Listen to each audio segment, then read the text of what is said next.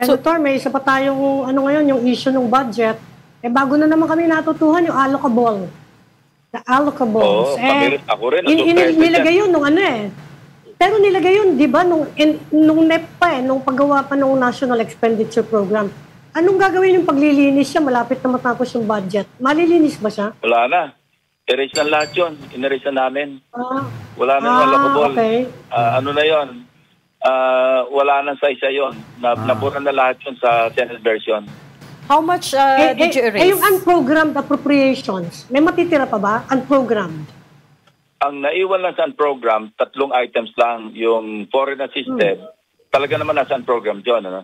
Tapos yung AFP modernization, tapos yung GOP do sa foreign assisted, yung sa government. Wait, how much? 3 lang. Inalis namin lahat yun ng program na may mga sagip, may mga VIP.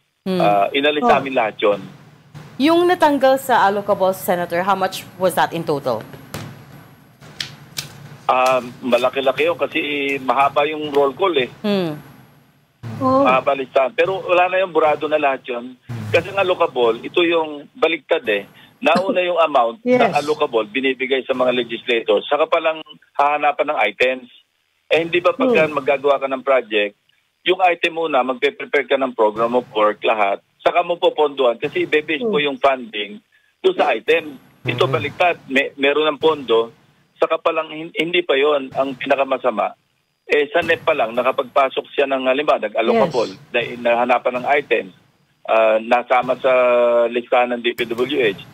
10% agad na binibigay ng kontraktor.